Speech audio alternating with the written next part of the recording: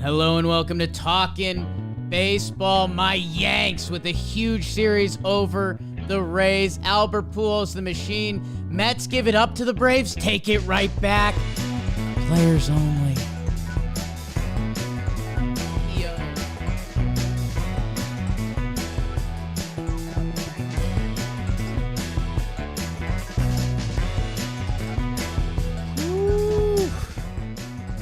Hello and welcome to Talkin' Baseball. What a weekend. NFL came back in a big way, and that was fun, I'm going to be honest. But the baseball was hot in the streets. My main man, Albert Pujols, has an argument for the best hitter ever. Speaking of. That was embarrassing. Trevor, what? That was like I went for a high five, essentially, and you were like looking at the other guy. Oh, the main man? Yeah, I thought you were talking about that was me sorry. there. That was I don't think you really know Albert Pujols, to be honest with you. That was A-Rod's ridiculous video that he posted. That was my main man, Albert Pujols, which is basically code for we're not boys. And that's why I wouldn't set you up like that, Trev, because you're my guy. How you doing? Oh, did he really not get invited to the Jeters thing? Is that true? 1,000%. All dressed up and nowhere to go. You know, okay. Anyways, enough about A-Rod. Let's talk about Aaron Rodgers. Good first week against my Vikings. Wow, Let's go. Skull. Baseball. Yeah, no, great weekend of baseball. Yeah. I think I'm going to make a claim on this show about the uniforms that is a pretty big claim, a bold claim. So just wait for that. Wow. But dude, it's Monday. You know I fucking love Monday episodes. Let's get this thing going. Yeah, man. And we're in the teeth of it. It's September 12th. Like, I think a couple teams might have died this weekend. Oh, so yeah, we heard about that in our text chain, bro. Yeah. Couple teams might have died this weekend. I mentioned my Yankees on the outset. They rose. I think they locked up the 2 seed in the East, which is pretty big. In the East, what? In the AL, as people like to call it. And yeah, the National League, Braves and Mets are going to do a dance the rest of the way. Rowdy Tellez, hot. Trev, let's get into the games, and it's all brought to us by SeatGeek. They're the geeks of seats. Was I in the building for Jeter night Friday night at the stadium? You know I was. And boy, those SeatGeek ticket prices. Hello. Jeet still plays, baby. But if you go to SeatGeek and you use code TALKIN, you'll get $20 off your first SeatGeek order. Go download the app. It's super easy to use. They give you green bubbles. That means go. Yellow bubbles means, hey, think about it. If it's like a Jeets night and you're getting yellow bubbles, you go for it. Red is like, all right, let's talk about this a little bit. SeatGeek, they're the geeks of seats. Code TALKIN, $20 off your first order at SeatGeek. We're going with the slap hitter today, right? A little bingo. It's not necessarily a slap hitter. Yeah. It's a guy that when he's in the box, pitchers hate him so much they kind of get off their game plan a little bit. It's mental warfare with you up there. They stop doing what they do well. Just nothing's easy.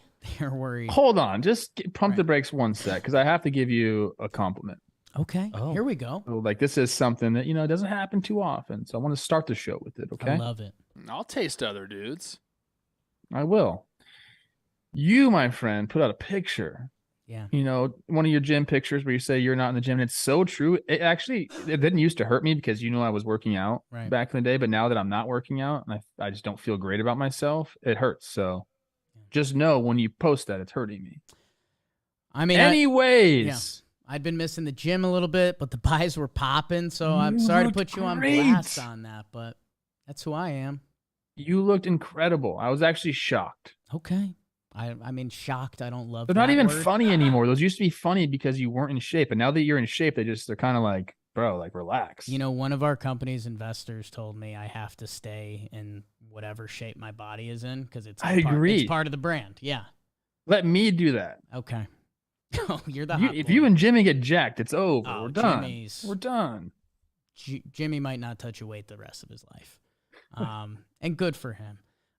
There's a new hot boy rival in the company, supposedly. New boxing inside Chris Algieri. So yeah, we'll. I like. I mean, Dan's already a good-looking dude.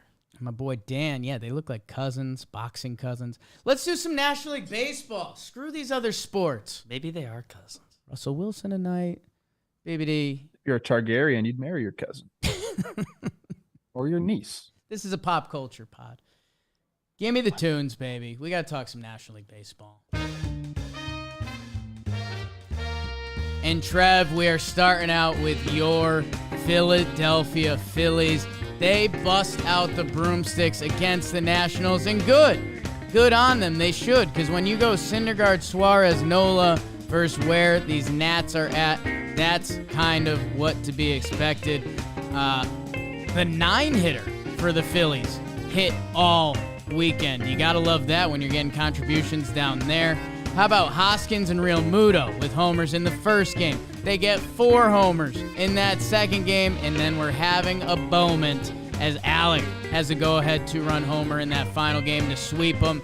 Phillies keep their good juice going to stay firmly in that wild card. Speaking of the wild card, your San Diego Fathers, they hosted the Dodgers for 3, and hey, they win that first game, 10 innings, 5-4 Padres. Get welcome to the Cron zone.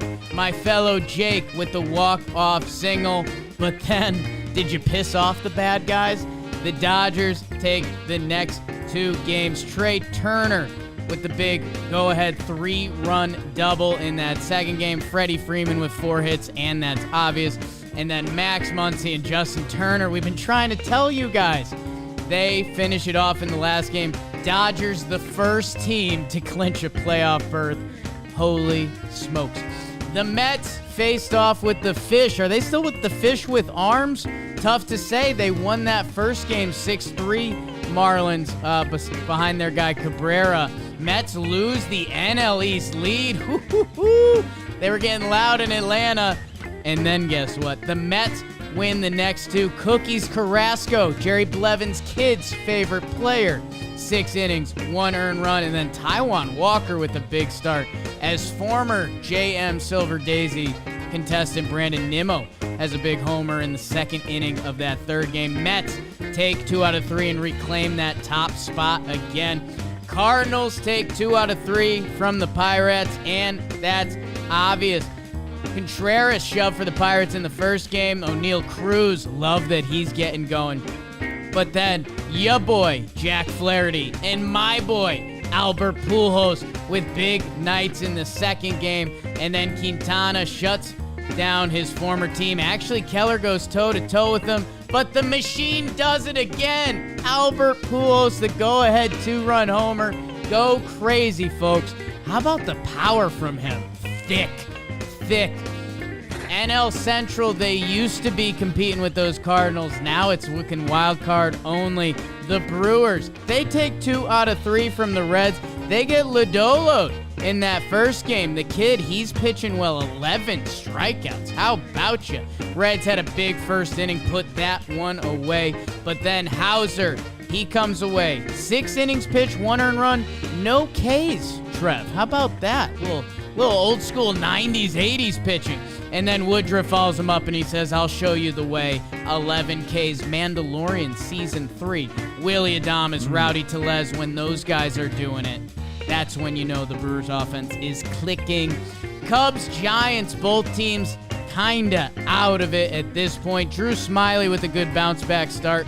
But then the Giants, they come back, they win the next 2. Your guy Gabe Kapler's talking about the young players, giving them some efforts. My guy Tyro, Joey Bart. This series kind of didn't matter. It ended on Sunday Night Baseball. Little rally in the 9th, gets shut down with a double play. Giants take 2 out of 3. And then formerly my Rocks against currently my Snakes, the last series in the National League.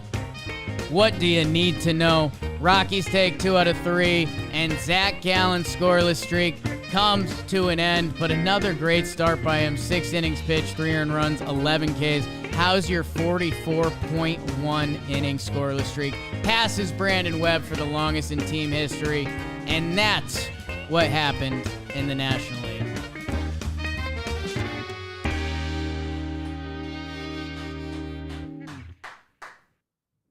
Is there anyone firing off like Jake Storiale is firing off right now? You look crisp and clean in that fucking polo. Your hair looks good. You're jacked. Yep.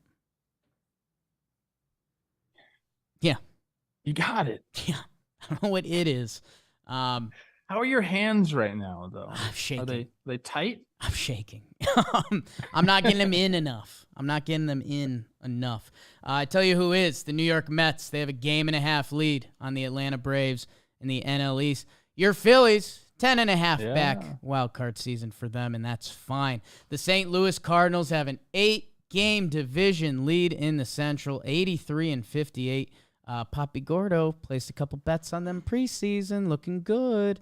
The Brew Crew, 8 games back, 75-66, 2 games out of the wild card. Dodgers, 96-43, dominant, 20 games up on your Padres. How do you like that? 76-64 from the Fathers. They are your last wild card team currently, 2 games up on Milwaukee, a 1.5 game back of the Phillies. And Trevor, we're Cron Pod, the first team we talked about. They swept. They hold on to their firm spot in the wild card. Your Philadelphia Phillies. Yeah, good for them taking care of business. The last game, massive rain delay. I guess it was the longest in that park's history, over 3.5 hours. It's tough. Rob Thompson had to decide whether or not to start Nola because a new rain was coming in. He said, I'm going to do it. So he gets 2 innings out of Nola, and that's it. So that's always tough on a manager and a team, but you end up getting the victory. Hoskins getting hot, hits a big homer. He crushed a ball. He crushed it to right field. That thing was loud, bro. He's one of your favorites to watch. His swing is so good. I remember going to Philadelphia and talking to the hitting coach there, and I was like, what do you have to do with him? You don't do anything with this guy. Good for you, bro. Like, take a seat. Just feed him the balls. His swing is legit. It's timing for him. It always is. But yeah, great series. They took care of business. I want to see how are those Phillies guys' numbers looking on the year now? Because I know, Harper was out for a while, but he's been killing it. Look at Real Muto and Hoskins. 813 OPS from Real Muto, 815 from Hoskins. That's kind of right where you'd want those guys. Castellanos on the IL, and his numbers are still down. Schwarbo with a funky year, those 37 dongs, a 795 OPS. You'd expect it to be a little higher with that kind of numbers. But that Phillies offense, end of the day, kind of funny. They're ending up where you thought they would. Reese doesn't know how to have a year with an OPS under 800. Right? He doesn't know how to.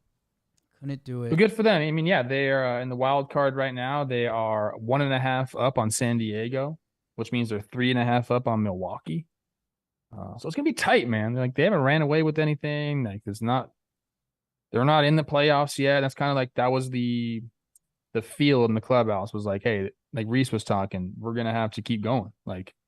And you couldn't ask for anything more as a baseball player. Meaningful games in September. You got the lead.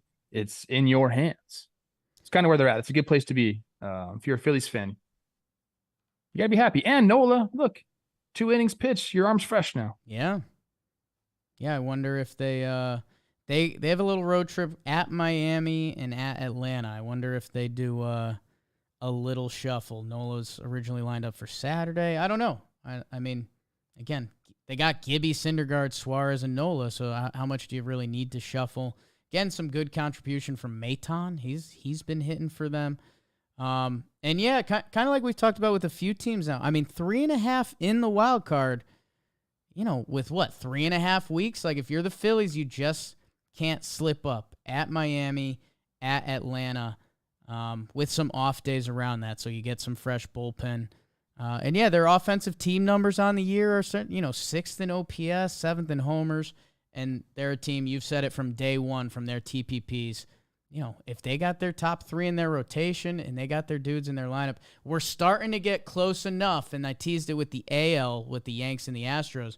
You can really start mapping out the playoff series. Where the NL is screwed is with the Mets and the Braves still doing the no pants dance for that 2 seed. That throws off that whole playoff bracket. But good for the Phillies taking care of business. I was looking at the Wheeler injury. I was wondering if he was going to come back. I guess he's a little bit further behind than they want him to be. September 20th is, I guess, when he can come off, and they don't think he's going to be able to. That's something to look for. You hope that you can get him back to make a regular season start before the playoffs, or you just take him back at any time. I don't know, man. That's something to definitely keep an eye on. The team that is currently in the wild card, closer to those Brewers looking in, are the Fathers. They're hosting the Dodgers for 3, which is a bad task for anyone, even if you're at home. But, hey, that first night, Cronenworth with the walk-off, he's got the quotes after the game about how good that feels. Yeah, I bet. Don't have to tell you, Trevor walk-off ploof. But then they kind of messed with the bull and got the horns. It's just unreal. I mean, seeing that Turner has 2 home runs in that third game,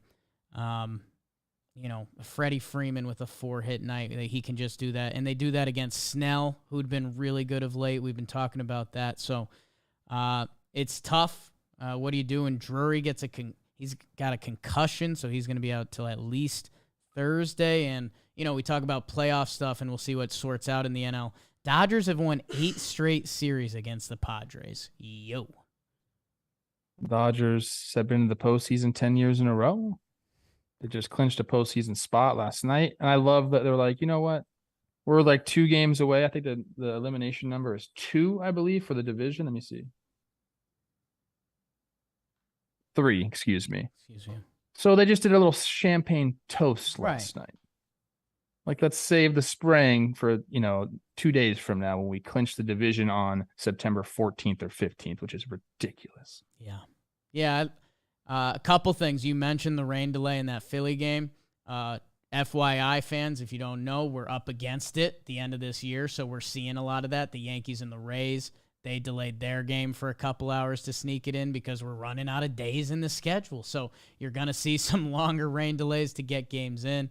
And one of my favorite days of the year is after a team clinches, after those Dodgers clinch, seeing the lineup the next day, seeing the kids thrown in the lineup. You see a couple more pairs of sunglasses on the bench. That's the good stuff.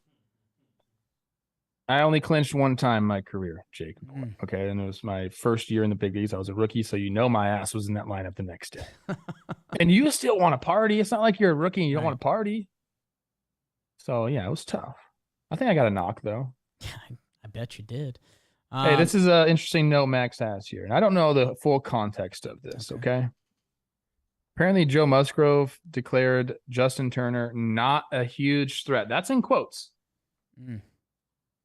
And since that time, he's gone 59 for 159, which is a 371 batting average with 8 homers, 40 RBI in 44 games. He's a pretty big threat. Yeah. The whole lineup's a threat. Did you see the picture of Turner, Bellinger, Gallo? I went off on baseball today on Belly. I was not happy with him at all. Yeah? You didn't like that he went fake top? Because he's a young dude. I mean, he's tall, skinny. Like, I'm sure he has, like, some abs. Like, just go and show him off a little bit, man. And if you don't have abs, like I said this morning, you should have abs. Right. You're Cody Bellinger. Like, Cody Bellinger. That shouldn't be soft. But he is a dad. So maybe that's what it is. Because Joey Gallo looks great. Who's the other guys? Like Andre Jackson? Andre Jackson out of the pen. Yeah. Look great. I get why Turner had to do it. We know that. Come on. What? He's a third baseman. We're thick over there. Yeah, it's true. We need some padding for when those balls get rocketed at us down there. That's just the bottom line, man. But that was good. I love the Dodgers are just like, yeah, we're just have fun right now. Champagne toast. We'll wear some silly outfits. This is what we do. Yeah, those silly outfits. I mean, does it get better than being a Dodger right now? Where your team's record at, and then they have the silly outfits after the game. I mean, that's kind of what it's all about. And they probably where are they going right now? Your They Dodgers flew somewhere. They're heading to Arizona, so my Snakes. My guess is they got in Sunday night, ended up at like Mastro's in Old Town and had a team dinner. That's my guess. Yep. And for those of you keeping track at home, Dodgers are first in OPS. They're first in runs scored. They're first in starting pitcher ERA and WHIP. Third in relief pitcher ERA, first in WHIP. So, yeah. If on early November we could be shrugging our shoulders and saying, yeah, they're different. I think going back east, the New York Mets, because the Braves are actually the interleague, if I remember correctly. Yes. The New York Mets, they take 2 out of 3 after losing that first night. It's a nervous Friday night in New York. The Yanks lost on Jeet's night. The Mets lose their division lead. Braves fans are peacocking, chests are out a little bit. And then they flip the script on them. So, Garrett Cooper with the big game in that first game, but Cookie Carrasco comes in and shuts them down. Can a grand slam? I mean, big inning for them, 8-run inning for them. That guy feels like he's always in the middle of it. Sneaky, awesome move this offseason by them. And then our guy, friend of the pod, Taijuan Walker, 7 innings pitched, 1 earned run, 10 Ks. That's not his normal night at the ballpark, but huge start for them. And that's where this Met team's got a little bit of resilience to them. There's also that funny Buck Showalter fighting with the umps in the broadcast. Did you see that? The ground rule double. They got stuck under the wall, and they're like, wait. Angel Hernandez, baby. Angel Hernandez. So, Mets, they get another punch in the mouth, and they respond, and that's what they've done all year. Yeah, I've been calling them gritty. People thought I was silly, but they really do have that to them. I think, they don't want to be in this position. They'd rather have the lead in the division, obviously. But, to answer like this, you give up that division lead for the first time. What was it, all year or something like that? First time in a while. It's been a long time. And then to go and win the next 2 games. And then you get to watch, the Braves kind of like go through the gauntlet out there in Seattle. You end up getting the division lead back. I think that's good for the soul. I think that's good for the Mets, to get punched in the mouth a little bit and say, oh, I could take it. And now And it's game time. Cannon knows it. Everyone on that squad knows it, man. I don't think they're going to shy away from it whatsoever. I think they're really going to enjoy this month. My guy, and actually your guy, Eddie Escobar, his last 12 games, how's your 19 for 42, 452 batting average, a 489 on base, a 1.347 OPS.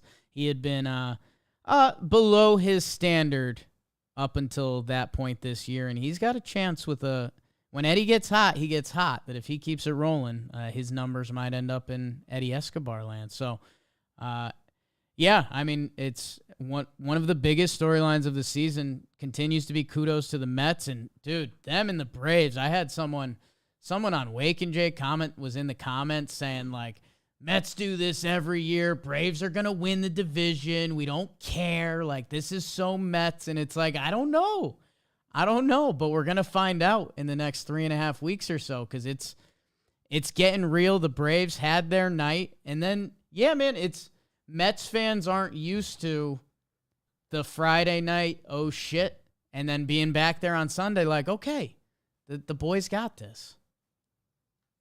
Yeah, it's going to be excellent baseball. I love it, man.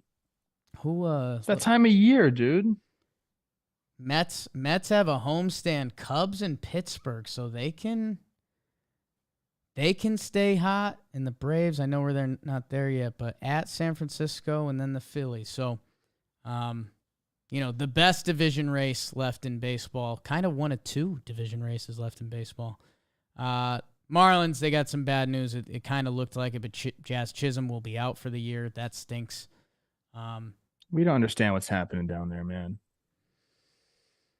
I mean, Jeter just left before the season. I want to talk to you like off camera about the whole Jeet situation and the speech and everything. I want to talk to you about it. But let me tell you something. I'm wearing a sweatshirt and it's like 100 degrees. I'm going to go turn on my fan. So just bear with me for a second. Maybe even pop that top.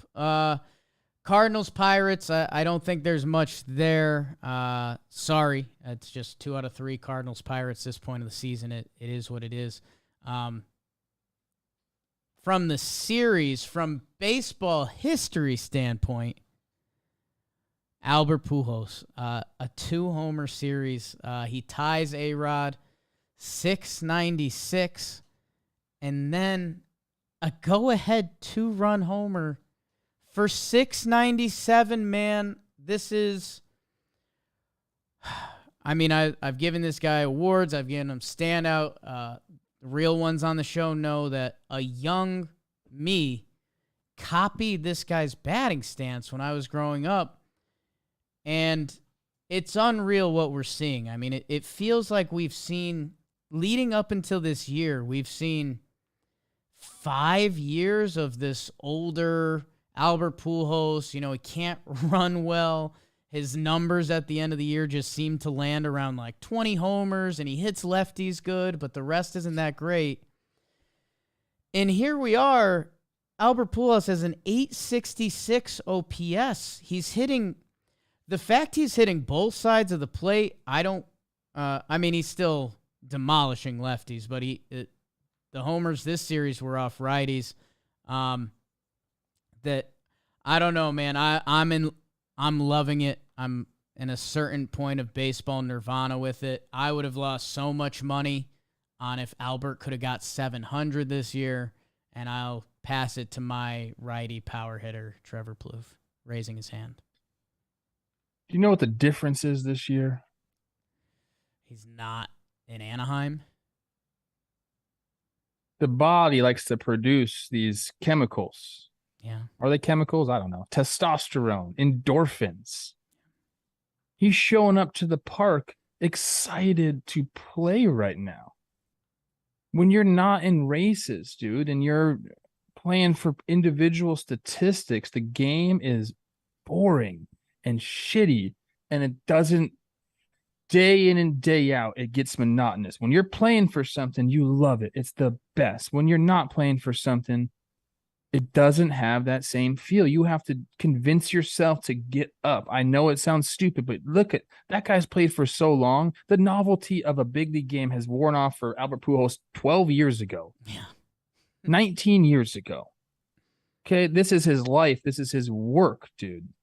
Okay, it's different when you're doing that when you're around the boys and you have a common cause and you're reaching it together, and like, it's just different. Dude, I mean, I didn't have that often. So like when I did get it, I know I appreciated it, dude. And it felt different. You talk about performance enhancing, that shit's performance enhancing, bro. The bottom line. In the second half, Albert Pujols, if you think we're blowing smoke, 37 games, 340 batting average, 395 on base, a 1.142 OPS. Like, it's not that Albert Pujols has been good for him. It's not that Albert Pujols has been good for the Cardinals. Albert Pujols has been one of the best hitters in baseball since the All-Star break. And it's unreal. I mean, the guy is 42 years old. He was born in 1980. The dude was 3 weeks from being born in 79. And he's out here mauling pitchers half of his age. And Trev, some of that stuff you're talking about, go check out after he hits that homer, the hug he gives to Yadier Molina, or more so the hug that Yadier Molina gives to him. Because that's, you're right, that's performance enhancers, dude. That's something you can't replicate.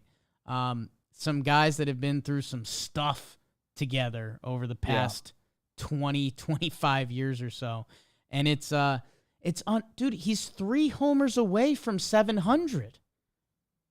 Oh, he's going to get there too. Like they have essentially clinched their division.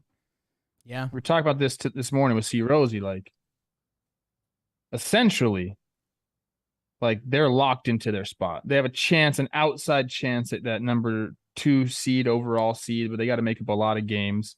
So it would in my mind, Albert's going to get a couple extra bats throughout these last 3 or 4 weeks, or 3 weeks, whatever it is. But he has to. Like, you're in position already. Let the dude get the ABs. I think Marmol understands, and I think he's got enough veterans on his team that are like, dude, let's get Albert some ABs. Yeah, I mean, a couple off days coming up for them. They got 2 with Milwaukee, 4 with Cincy, Mike Minor with the Saturday start. You maybe circle that one. But yeah, I mean, dude, at this point, like, throw stats out the window. If you throw Albert a pitch that he can extend those arms on, like, it's got to change. Go look at the Pittsburgh homers. He's going to right center field. Like, the dude still has crazy juice and some pop in that bat. And by the way, the Cardinals as a whole, I think you might be talking about this a little later. 3rd in OPS, 3rd in on base, 6th in home runs this year. Like, you know, a Cardinals team that we're normally like, they play good defense, their pitching will give you an outing. We're the Cardinals. No, these dudes will maul on you. More on that later. God, I love Albert. What'd you think? I don't know if this sends us in a weird direction. Did you see the whole thing about the woman who caught 697 and yep. her father had passed a year ago, and she told Albert that, and he told her to keep the ball. It means more to you than me. I don't know. There's a lot of moving parts there. I'd love to know where you stand on it. I thought it was cool, and I think it's a very honest assessment of the situation for Albert. Like, yeah, I can have that ball, sure, but it's going to enter, the trophy case with a lot of other memorabilia that I've collected over the years. So, for her to have that as a memento of, a year of her father passing, and to know that she has the ball, that Albert Pujols moved into 4th place all time. Yeah. It's pretty cool, man. Obviously, that means a lot to them. And to Albert, it would mean a lot. But like I said, 697 homers. He's got a lot of baseballs. Baseball. Yeah, I wonder if there's a backhanded thing at A-Rod there, because A-Rod was so hyped that Albert would pass him, and Pujols is like giving the ball away. I also think now that Pujols has 700s like actually in sight, I think that's the one you want. A-Rod, I mean, I don't even want to talk about him. Never mind. Can I ask you, finishing up on Albert, serious question, and you could shoot it down instantly. Does he have an argument for best hitter ever? I think everyone's going to talk about Bonds before him. But like, if we do like the whole steroids thing, which if that nullified Barry, like, doesn't Albert have a real conversation? I'm not prepped for this, but yes, clearly he's one of the best hitters of all time. There's no doubt about that. But I need to look at numbers, compare eras, all that type of stuff. You can't just throw this on me. It's a very heavy question for a hitter, dude. I just needed to know if there was a conversation. Yeah, of course he's in that conversation. And I think, we've got some kids at this office that I think they're hearing that Albert Pujols is chasing that. I don't think they understand fully who he is. So go to the baseball reference page, see what he did in St. Louis at the beginning of his career. Because we have recency bias of him with the Angels. I get that. But dude, I don't think there was anybody better. There was nobody better at that time. Yeah. Brew Crew take 2 out of 3. They're in a little bit of a survival mode, like we talked about. They can't slip up again. I think Saturday morning they were 4 games out of the wild card. Good on them to win back-to-back games, and luckily the Padres were playing those Dodgers. 75 and 66, 2 games back. They head to St. Louis. I don't know if I love that for them. Maybe I do. I guess we'll find out on Friday's episode.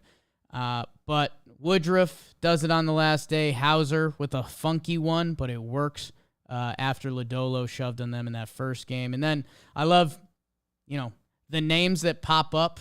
Adames in games 2 and 3. Tellez in that last game going back-to-back, 2 on the day. And even your boy Kutch in that middle game. And those... if the Brewers are going to do it, if they end up in the wild card, we're going to be saying a lot of those guys' names in a couple weeks. Yes. And I really don't want people talking about the division anymore with them. Even if they sweep the Cardinals, man, I think it's over. So we had the divisional race here, the wild card race here. And a note that we've seen is the fact that they are loosening up the clubhouse, which I like, because I've talked to people about this organization, and that's when they're at their best, is when they're just going out there and playing.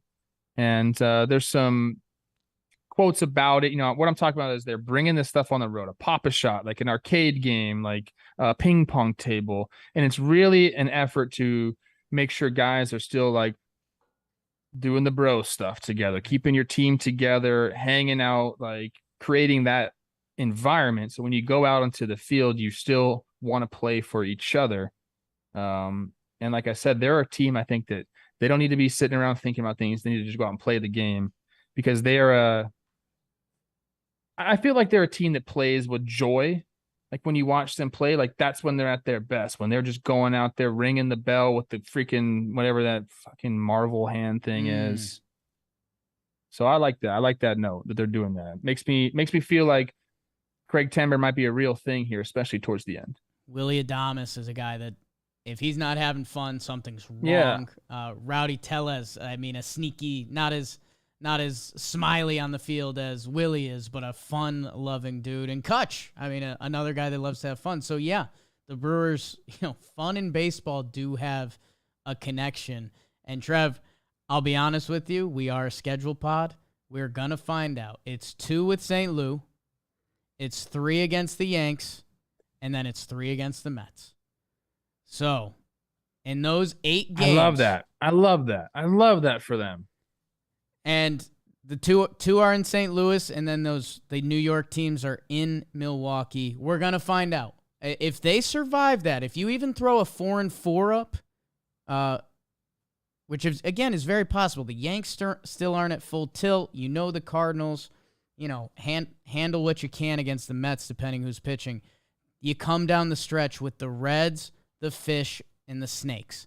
Survive this stretch. If you can stay in that 2-game window or so, like Craig Timber could become very real. Very real. Reds. Imagine being like a starting pitcher and like knowing that team's just in there playing Pop-a-Shot and they come out and just rake homers off you. It's a little demoralizing. I can't. Okay. TJ Friedel, leadoff homer. Good job, Reds. Giants, Cubbies. You got anything here, Trev? Both of these teams are out of it. Ended on Sunday Night Baseball. Your guy Gabe was looking good. My guy Doval out of the bullpen lost it for a minute, but then found it. I don't know. You got anything here? I think we're good on the next 2 series. That includes the D-backs, Rockies. You didn't mention CJ Cron's massive homer in that one. Mammo. And Kelsey put a picture of like the ball mark on that red brick. That thing was mashed, bro. Yeah. I think they said it was the second furthest homer in StatCast era, 504 or something like that. So, that thing seemed like it went 700 feet. Yeah, it's that time of year. Yelich went 499 the other day. Cron zone hits one over 5. It's ridiculous. Like the cameraman was like, I don't know, is the ball evaporated? Looked like it was just going into the night. And wait. Okay. Give me some claps. Zac Gallen? We're clapping people. Yeah. Zac Gallen. I was about to do the same thing, dude. We are dialed. We're so dialed. Trev, let's go to your American League, because we got to talk some AL mid, bro. The death of the Twins. You tell me. Oh, I don't think the Twins are dead just yet, but we're going to start out in Minnesota. It's getting cold, people. It's getting cold. Am I talking about their bats with runners in scoring position? Maybe. Guardians come into town and sweep the Twins 7-6, which was really at the end of the game. 6-4, 4-1. All 3 starters for the Guardians had incredible starts because that's what they do. I told C. Rose that was going to happen. I don't know. The Twins, man, they got their work cut out for them. Guardians, sweet, man. Sweet. And to the Bronx. Rays come into town. They take the first game. Rasmussen looking good against Montas. Aaron Hicks, what is you doing, baby? They win that first one 4-2. But the Yankees win the next 2 to take this series. The bats come alive. Giancarlo Stanton hitting a softball fucking homer off that dude was pretty cool. 10-3, 10-4. Scores of those next 2 games for them to win the series, and that was big for the Yanks. They lost Jeter today, though. That shouldn't happen. That's something's going on there. Moving on, Angels at Astros. Of course, this series played out exactly like you think it would happen. Astros take 2 of 3. Angels win the Ohtani pitch day. 4-3 Astros, 6-1 Angels on that Ohtani pitch day. 12-4 Astros in Game 3. McCullers doing the damn thing. Trout had a homer in every single game. He sat the last game for some reason. Some good performances there. Breggy doing his damn thing. Now they were boys. Astros are the Astros, guys. They take 2 of 3. White Sox at A's. The White Sox take care of business. 3 out of 4. They snuck one out in the second game. 14-2 behind behind Cease against Sears in Game 1. Then it was 5-3 on a great victory there. 10-2 White Sox Game 3. Then the A's put it on them 10-3 in the final game. They win 3 out of 4, Jake, but they lose ground to the Guardians. But they're still in this thing. The White Sox bats are getting hot. Blue Jays at Rangers. Blue Jays take 2 of 3. 4-3 Blue Jays. 11-7 Blue Jays. And then 4-1 Rangers in Game 3. Stripling has a great start. 6 innings pitched, 2-earned run in Game 1. Gausman gets banged up a little bit in the second game. And guess what? I forgot to mention Josh Jung, our guy. Yeah. Yep. It's a homer, baby. Yep. The neck is here. The neck is here. Blue Jays take 2 out of 3. Red Sox at Orioles. I don't want to go too much into this, but the Orioles are looking up at a pretty sizable lead in the wild card. 3-2 Orioles in Game 1, but the Red Sox took the next 2. 17-4, and then a close one, 1-0. Our guy Bradish did the thing. Rich Hill did the damn thing. Red Sox end up taking 2 out of 3 from them. And the last series we're going to talk about is Tigers at Royals. Tigers take 2 out of 3. 10-2 Tigers, 8-4 Tigers, and then Singer comes and stops the bleeding a little bit for the Royals, 4-0. He has a great start there at the end, 7 shutty. And then I guess I'm rolling straight into the Interleague. Screw it, Jake. I'm that guy. Braves at Mariners. Here's my claim, Jake. The most aesthetically pleasing series I've seen all year. Wow. Mariners take 2 or 3. Braves take the first one, 6-4. They're feeling good. They get the division lead. The Mariners say not so fast. 3-1 in Game 2, 8-7 in the third game, and that one was a doozy. We'll get into these games, my people, but that is what happened in the rest of the league. Wow. Over the weekend. Get fired up. I mean, for a minute there, that felt like prime Shaquille O'Neal. Just like you got the ball in the paint, and there was no stopping you. Is that right? That's what it felt like on my end. Trev, in the National League, your the American League. Jesus, Jake. Yes. You dominated so well, I was kind of shook. I felt like I got Jesus, dunked on. Jake. I got dunked on. You and Jesus would have such a good time together. We would. I think people wouldn't expect it. We'd have a blast. Yeah. The New York Yankees have a 5.5 game lead in the American League East, which is kind of like 6.5 because they have the tiebreaker over Tampa and Toronto, half game back of the Rays, and they're about to play 5. Boys, watch out. If you're starting to get into some AL seeding, that gets fun. The Baltimore Orioles, we'll circle up on them in a bit. Cleveland Guardians, they have a 2.5 game lead on the Chicago White Sox. Minnesota is 4.5 games back, and they are 1 game under 500 row. And the West, the Houston Astros are 90-50. They have an 11-game lead on the Mariners, who are 79-61. And your wild card, and this is kind of one of the topics, it might be done, Trev, with the Baltimore Orioles being 5.5 games back, the White Sox 7, Minnesota 9. I think the wild card is wrapped up, especially with the Yankees taking care of business against the Rays, which would kind of leave your seeding in the AL Central to determine your final playoff teams in the American League. So I'll let you run, Big Daddy. We got to start off in Minnesota, man, where we had some pretty hefty talks on our group chain, our group chat last night about what the Twins are. Are they dead? Are they alive? I think they're still alive, but that's Okay. because I am incredibly biased. Yeah. If you want to read about the Twins, Aaron Gleeman, writer for The Athletic, put out an article about kind of what happened this season. The relievers didn't show up besides Duran, who's had one of the better relieving years of anybody, especially for a rookie. The rest of them have been pretty bad. They have not hit with runners in scoring position. They haven't been able to stay healthy whatsoever. It's just they had a sizable lead in that division, man. And in his article, he points out if they just played regular, 500 baseball, they'd still have that lead because the Guardians and the White Sox haven't like run away with anything. It's just the Twins have played so poorly. Yeah. That now they're looking back. And I don't know, man. They got a road ahead of them. But the Guardians took care of business. You gotta hand it to them. Like I said, looking at that series, you saw Quantrill, McKenzie, and Bieber lined up, and you're like, okay, that's going to be tough for the Twins. Maybe they squeak out one. Well, it didn't happen. Quantrill only goes 5 innings pitched, but I think I had where are my notes? I had notes. He's got notes, people. He's prepped. Guardians starters, 18 and a third innings pitched in this series, 2 earned runs. That's how you get a sweep. Yeah. Right there. I mean, they were up 7-0 in game 1. Final score 7-6. So Minnesota tried to come in. Clase said, no, we're good. 6-0 lead in game 2. Twins put up 4 on Shaw in the 9th. They have to bring in Clase. He shuts them down. That game, Archer had to come out with a pec issue, so that's tough.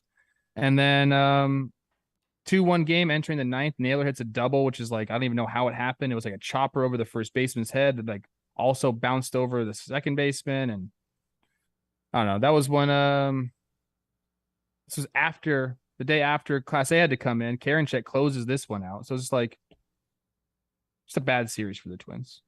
And I know you wanted to talk about Karinchak's hair. I already talked about it with C. Rosie, but kind of curious how what you think about that. Yeah, I want to circle up on this a little bit because I got some schedules up in front of me, and we are at the time when it matters the most. I mean, Guardians 3 versus the Angels. They got a 1-gamer versus the White Sox, which is funny. Before they play the Twins for 5, so if you believe in baseball and anything, you've got some hope there. And the Guardians have 2 series, or no, they have 4 games with the White Sox the rest of the way. So they've got that weird 1-gamer, and then they've got 3 right after the 5 with the Guardians. So is there a sliver of hope that if the Guardians' wheels completely fall off, that the AL mid can end up being open again? Yes. And when the division's been like this all year, I'm not going to rule anything out. Although, credit to the Guardians, they've been fairly consistent. They really have, especially for a young team and what's going on in that division. Kind of the one thing you couldn't do was get swept, and they got swept.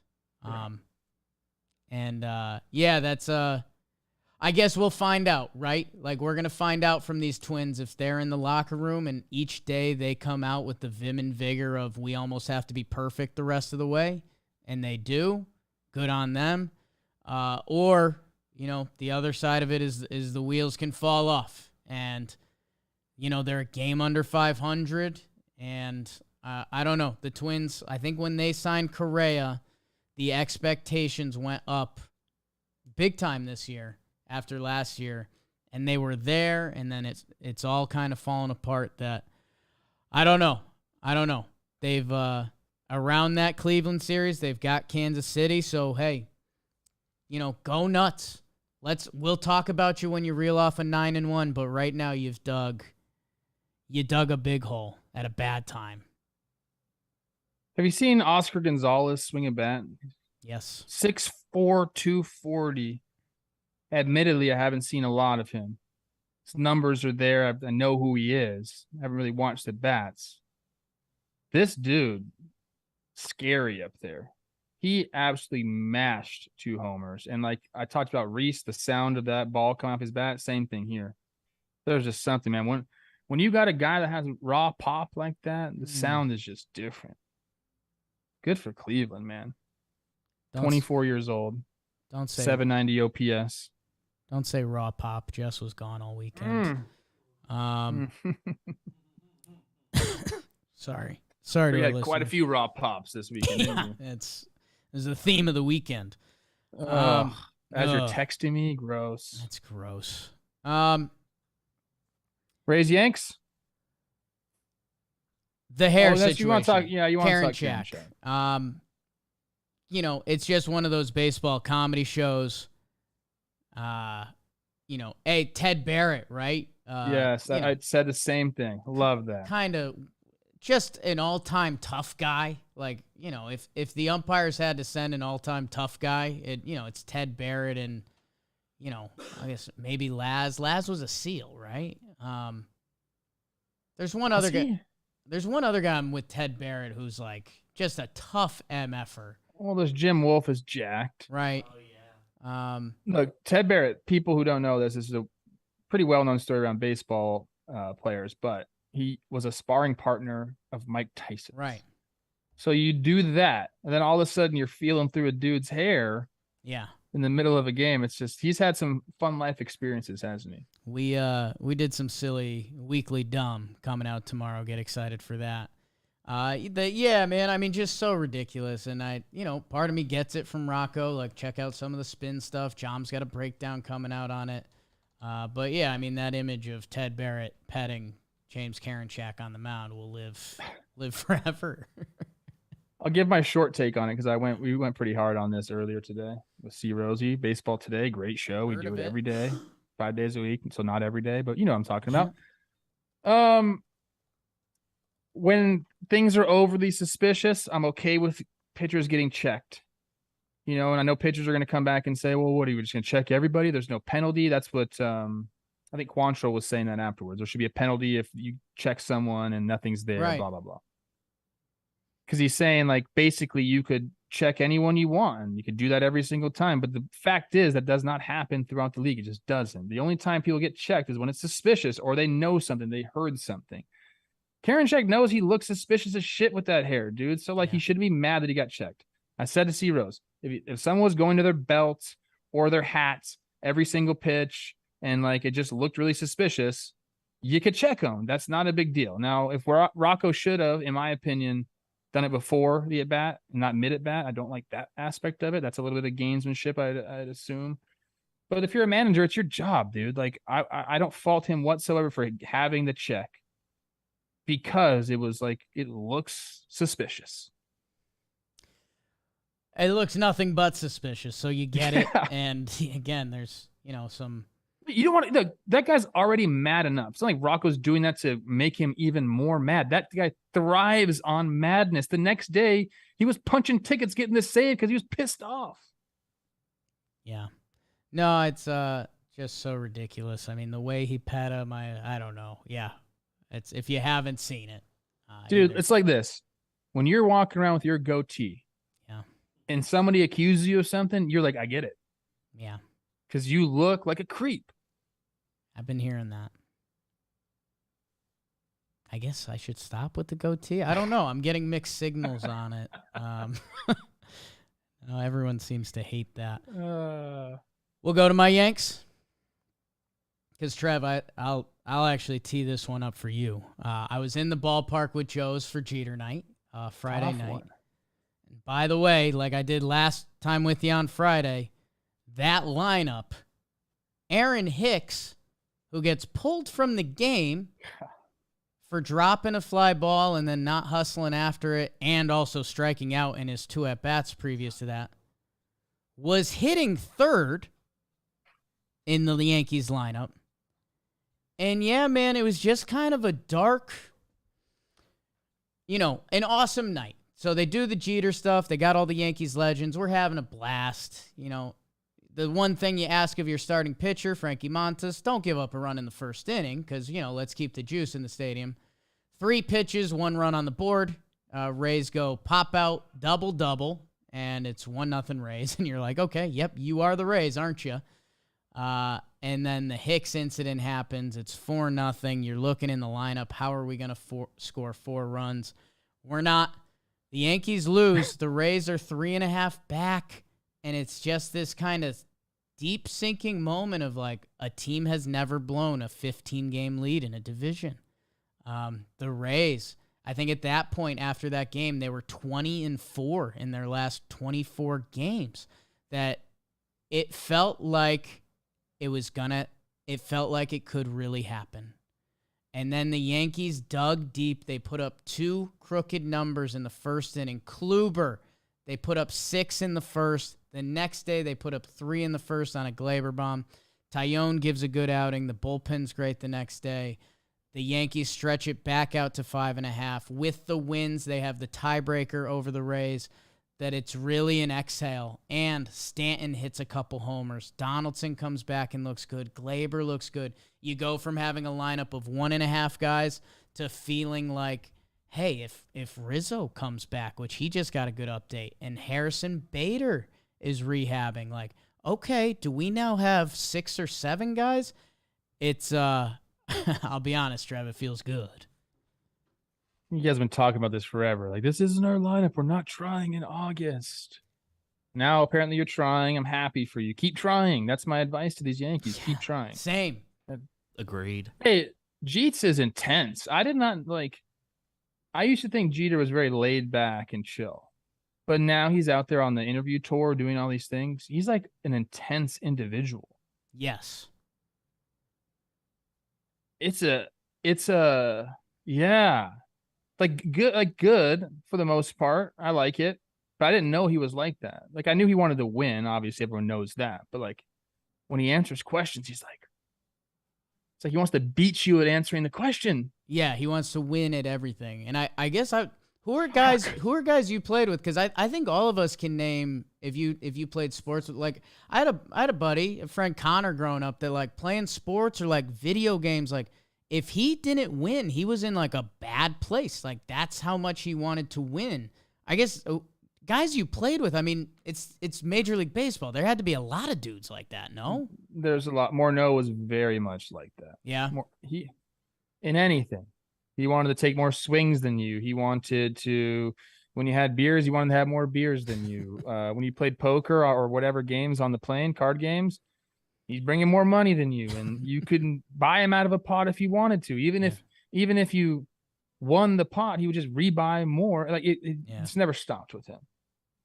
So he's one of those guys. But yeah, I mean, there's a lot of those attitudes. But Jeter's, I mean, that's not regular. That's to the extreme, bro. Yeah. I mean, like, he really approaches interviews like he wants to win the interview. Yeah, I forget, one of the quotes in the Jeter doc was very, like, one of those eye-opening things, like, oh, it's, I'll compare it to myself. I get a little competitive, sure. But, I'm at the end of the day, I'm not out there. I don't want to embarrass someone. Like, if I've won the game and, I can walk away with my chin up and I had a good time, like, Jeter was like, no, dude, like, I think he was talking about, like, playing his little girls and stuff. And he's like, no, I want to, like, I wreck them. Because his dad used to. That's how he was raised. His dad, like, when Jeter was a little kid, his dad, they play basketball, and his dad will whoop on him. And that's, I guess when you're raised that way, that shit sticks. Teddy is like that, and I haven't raised him that way, bro. Like, I have. I let him win sometimes because when I beat him, he gets so fucking mad. He gets so mad at me, and he wants to keep going. And I see it in his eyes. Like, so we'll play this game, play 500, but I don't catch the ball. I just throw to him. I say, all right, this one's worth 200. And if he misses it, I get the points. I was throwing some tough ones yesterday in our backyard. He was dropping them. So I won a few times. And dude, like, I was all right, let's do something else. No, I want fly balls. Like, he wouldn't stop, dude. So maybe he's got that gene in him. I don't know. I wasn't really like that, to be honest with you. I wanted to win, but like, fuck, man. Sometimes I chilled out. Wouldn't let it ruin the day. In defense of the Rays, they were up against it a little bit. I mentioned they have 5 coming up. I think it's 5 in 4 days against the Jays. I think so. So they let Gleyber eat it. Who the Yankees might have had a tip on Gleyber. I think there was only 2 swings and misses, and he's a guy they've seen a lot. And then Patino, the kid, he had to eat it too. 1.19 Ernie. So yeah, I mean, they ended both of those games instantly.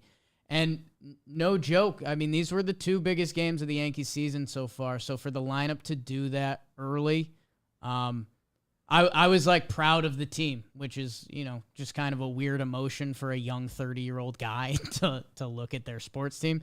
But I really was. They dug deep, and Torres, big games from him, Stanton back-to-back home runs. If people think I'm being a dramatic Yankee fan, Giancarlo Stanton, your All-Star Game MVP, he hadn't had an extra base hit since before the All-Star Game. Struggling. So this was massive for them. And as Rizzo comes back and Bader joins the team and maybe one or two other guys, they got some pitchers, Sevy, Britton, Chapman. I think it allows them to treat those guys like they're coming back and joining the team instead of being in the heart of a division race. Like the Yankees, they kind of locked it up. Let's move on. It's too much Yankee talk to me, bro. Way too much Yankee talk. I love it. Go check out Talkin' Yanks. Angels at Astros. Oh. Astros take care of business. I mean, we can go into the games. Mike Trout, absolutely demolishing baseballs. He's a stud. Nuts, man. But they get the win. First game, McCullers does the damn thing. 7 innings pitched, 2 earned runs. This guy's looked really good. Then Shohei comes into town. He had to leave actually early in his game. 5 innings pitched, 1 earned run, but I think he had a blister or some sort of irritation on his finger. He tried to pitch through it, but ended up taking him out. And then in game 3, man, 5 runs in the third. Our guy Breggy, hot right now with the grand slam. He was talking after the game about the consistency of the at-bats is extremely important. He's saying that's what they want to have going on down the stretch and into the postseason. It's not necessarily big swings like his grand slam. It's just passing the baton. You hear guys talk about that all the time. It's really funny because you hear hitters talk about that all the time. Pass the baton, good at bats. But then you have all the people who think they know about hitting saying, oh, you got to get your ace swing off. No, let's hit a 27-degree launch angle so we can hit the ball over the fence. Like, no, man, like there are times for that. And you can practice that and you can have that tool, but hitting is so much more than an optimal ace swing. It's plate discipline. It's getting a tip on a pitcher like you think the Yankees might have had on Kluber. It's understanding the game situation, man. And you do not, as a team, want to be reliant on, the long ball or a 3-run homer. You just don't. Like, if that happens and you can do that, fuck yeah, that's the best way to score runs, hitting a homer. Everyone knows that. There's no secret about that. But grinding at bats, like, it takes a toll on a pitcher, man. I thought this was really cool. And this is kind of off subject, but I want to talk about it because guess what? It's my fucking show. Yes. Our show. Shaq. Players only. Diesel. I'm not jacked right now. I'm pissed. Fuck. You got me off subject. Rod Carew. Yes. He writes a newsletter and he was talking about what? Yeah, he has a newsletter. Okay. Okay. I'm up to date now. I didn't realize. Yes. And he's been in the news quite frequently lately about talking about how he doesn't like the way the game's going. He talks about analytics, blah blah blah. And the point didn't really hit for me, the way he was trying to hit. But one thing he said made me think about things. He's like, the hitters stepping out of the box, gathering themselves, giving the pitcher that much time to reload and get his breath back under him. And the game has changed because of that. And you can do that by just grinding out ABs too. Even with this pitch clock coming in, making these guys come in, if you start grinding out at bats, man, the pitchers are going to get tired. And that's what having these quality at bats does. It breaks their heart, man. What do you call Taylor Walls? The chiropractor? Backbreaker, baby. Because when you freaking go 0-2 to 3-2 and you work a walk, that pitcher hates that. And guess what? The infielders and the outfielders hate that. So, that's my little tangent on quality at bats. They matter, dude. I get it. You want to hit the ball hard. You want to hit the ball in the air. But, if you got a team that can string together quality at bats like this team can and can also hit the long ball, that's why they're so fucking dangerous, dude. I had no idea that you were that deep in Rod Carew's newsletter. Yeah, we're boys. Yeah. Honestly, it's so cool to say that I'm friends with Rod Carew. That's I don't nuts. even know if you know that. and you out-homered him, if you remember that from last time. He's the best. Man, hey, let's get fucking weird, right? That's what these are about. Hey, Trev, without the shift next year and some of the moves that baseball is taking and some of the moves baseball was already taking, seeing, I think we've seen a tick up in guys putting the ball in play and like, wait, strikeouts kind of are bad because you're not giving yourself a chance. Don't just ground out weakly, but, put a barrel on it and see what happens. That baseball is moving in a good direction that I think you're going to see more of that. You're going to see it more of an emphasis on good defense, and you're going to see more of an emphasis on guys having, quote unquote, good at bats. So I don't know. I guess I'm just happy about the direction of the sport. And we'll continue to see guys that strike people out at alarming clips. That's the bottom line. So I don't want to hear any pitchers complaining about this, dude. And I know it's going to happen. Oh, we had to ban the shift. We had to do this. Why don't we just tell you what's coming now? Well, it's like, dude, that's kind of the point. We don't know what's coming. And it's very hard to hit the baseball, and you win way more than you lose, buddy. So like, there are just some things that needed to happen. And the baseball world is, I think they're split on some of the stuff that's coming, but I'm optimistic about it making the product better. I reserve the right to change my mind if it doesn't. If it stinks, I can say that. But right now, I believe that the changes will make the game better. I have no idea how we got here, bro. Were we talking about the Astros? Got emotional. The Astros got it out of us. And Trev, it's because Mike Trout has 6 straight games with a home run. And it's like, what? Are you insane?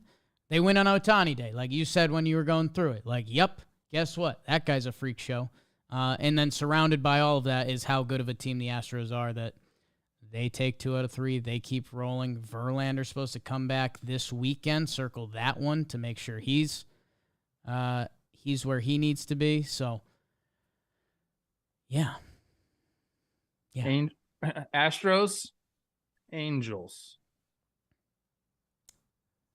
Let's move on. I was just going to, I just started thinking about the Angels offseason, and I need to get away from that. So, okay. And please. the next team is the White Sox, who are part of the conversation. They take 3 out of 4 from the Athletics. They take the first 3, and they lose that last one on Dave Stewart retirement day in the Coliseum. Right. I love it.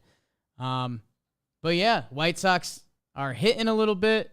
Miguel Cairo's the acting manager. Tony La Russa showed up, and I guess he got cleared medically, but not cleared to manage. So there's some moving parts there, I guess. White Sox are more alive than the Twins, so we haven't been saying that all year. They've been hitting. Yoan Moncada, who hasn't had like a great season. I think his OPS is in the low 6s, 5 hits and 5 RBIs with the 2 homers in the first game. They absolutely dominated that game. And you have Dylan Cease throwing 6 shutty, 9 Ks, doing his thing. That was an easy win for them. The second game, I was actually watching the end of this game. I believe it was 3-0 A's going into the 9th, and like the White Sox just kept going. I mean, Puck was on the mound. He's had a good year. He's a nasty pitcher, and there was a solo homer, there was a walk, and then the bottom of that lineup that they had out there, not a lot of guys you'd be familiar with. Vaughn gets a base hit up the middle. Everyone knows him. I think he gets it within 1, and then, or maybe he tied it. I think he tied it. Someone gets hit by a pitch. There's another single. Then Andrews comes up. 0-1 pitch, just double down the line to take the lead. It happened so quick. Yeah. Against a really good pitcher, and I believe it was all with 2 outs, or at least the last 3 runs were all with 2 outs. Like, that was an excellent victory for the White Sox. I know you're playing the A's. I get that, but like, that's not easy to do against that type of pitcher. So like, some things are happening in Chicago. They win the next one big, 10-2. Lance Lynn does his damn thing. What was his line? 6 innings pitched, 2 unearned runs. Yep. Andrews is like raking. Yeah. Like, we're seeing all these stats. It's like Joey Meneses going off in Washington while Juan Soto is struggling there. And then you're seeing like the Eugenio Suarez stats compared to Jesse Winker's stats. Like, those are pretty fun. I'm sure we'll talk about that, but might. White Sox are getting it, man. But I did mention, the Guardians sweep. They actually lose a half of a game here in the standings, but they're close. They're within striking distance. This is where they want to be. That offense continues to roll, and they get the pitching. It's gonna be a dogfight, man. Yeah, something to man. White Sox have 2 versus Colorado. Detroit. Yeah, you just got to win games. Win games. I mean, I see Cleveland's on the schedule. They got that weird one-gamer with them. Stay winning games. Stay hitting, because that starting pitching, if you stay hitting, you'll end up kind of being the team everyone expected. And like we talked about, I mean, whoever wins the AL Central is going to be home for that wild card series, and they're going to play the 6th seed. So, I don't know how it sorts out between Rays, Seattle, and the Jays, but, 3 home games to win 2 out of 3 to go on to play probably Houston. End of the day, I don't know what it does because, we just drooled over Houston a little bit. But become a fun part of the season, Chicago. How about that? I think they will be. I like that. What else? Did Pinder do anything? I love Pinder. I just always want to mention his name when we talk about the A's. It's my guy. It is your guy. Hot. Rangers, Jays. Jays take 2 out of 3. They lose the final game. Martin Perez. God, where's his season at? 6 innings, 1 earned run again. But the Jays put up some big boy numbers, and they've been hot, and they've been hitting. 8-2 in their last 10, making up games. They still think they have their eyes on the division. I don't think that's the case. But you get this offense hot. I mean, Bichette, this is a great stat that Max threw in here. First MLB player with 13 extra base hits in a 9-game span since himself in 2019. Wow. So Bo getting hot. I mean, we're getting some scuffles out there in Toronto against the Orioles. Yeah. That was fun. James had a breakdown. Toronto fans did not like that. Making some friends in the Great North. Yeah, but I mean, this is what they had to do. Got to keep pace. You got to keep going. Wild card. What are they up? 5.5. Just got to keep winning series, focusing on that. And like I said, I think this team will be really scary in a 3-game set, a wild card set. And I guess that's where I kind of asked the Blue Jays a couple weeks ago, like, let's go. And they kind of have. And they're a team that, and I think it's where some of Jimmy's ire is with them. They're a team that acts like they've kind of already been about it, and they kind of haven't. They didn't get invited to the dance last year. They could, the AL East, especially what the Yankees did, should have been more up for grabs than it was. And we'll see how things finish. Hey, maybe they go nuts on the Rays and they make themselves a part of the mix. They've got 3 games left against the Yankees. We will see if those become more in striking distance. I think this team could have the on switch. Like I don't very much believe in that in baseball, but they got the names right, and they've got, especially in the playoffs when you trim some of the outskirts of that roster, like. They're a damn good team. Yeah. And I mean, they're half a game back of both Toronto and Seattle. I think teams really want that first wild card seed because you're going to play the AL Central. So, or no, that's not how it goes. The last wild card. The best wild card team will get home field. So for Toronto, Seattle, and Tampa, massively important, obviously. Thanks, Booger McFarland. But if you're Toronto, like yes, we've seen home field. We've seen how nuts that place goes. We've seen how nuts Seattle goes. The Tampa and the Trop is kind of its own. More so, teams don't want to go there than a home field advantage. But yeah, no, there's definitely something for those. Maybe stay in the 3rd spot. Maybe just stay in the 3rd spot so you can play whoever comes out of the AL Central. I think that's gonna become a conversation down the end. That's mean. That's I hate it, but I guess we'll see. For some reason, I was thinking the first wild card play. That doesn't make any sense, but I like it. And Trev, I think this one's quick, and I think it's almost more so a funeral. The Orioles, they lose 2 out of 3 to the Red Sox. 5.5 out of the wild card. You think they're dead? I mean, yes, and I'm not that guy.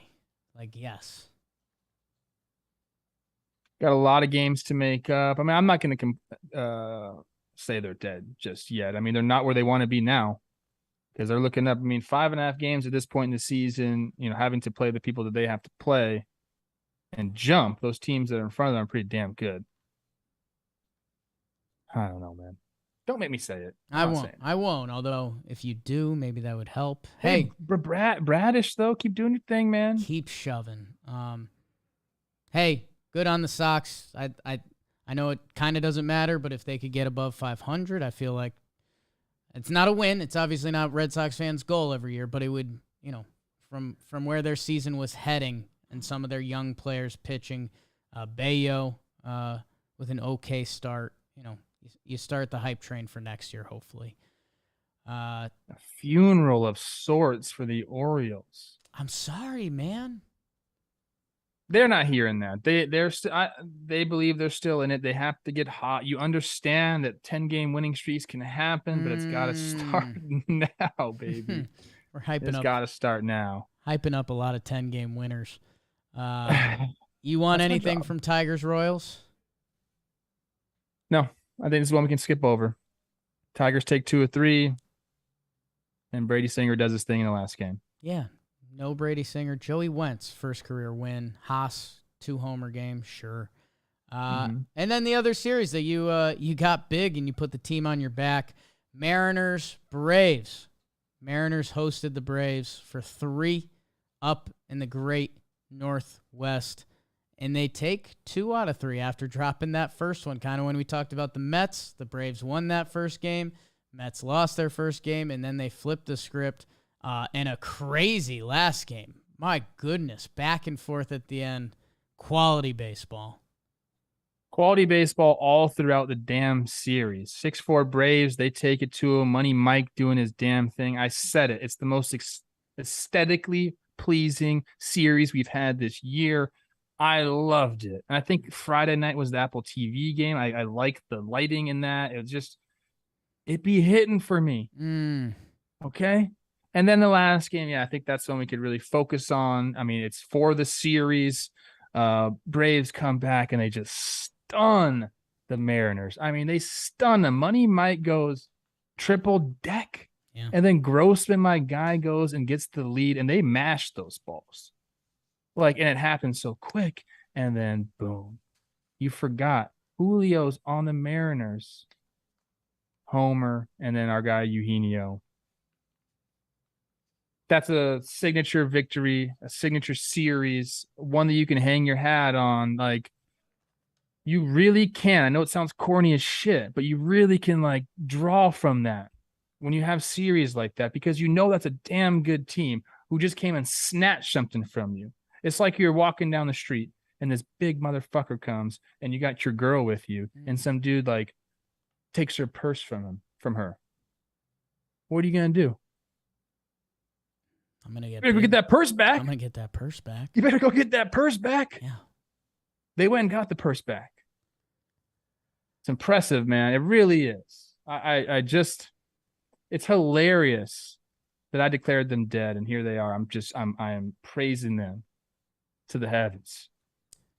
But that's what they did, man. This year they have gone on a run. They flipped it, bro. And I mean, it starts with Julio, but there's a lot of other guys doing things there.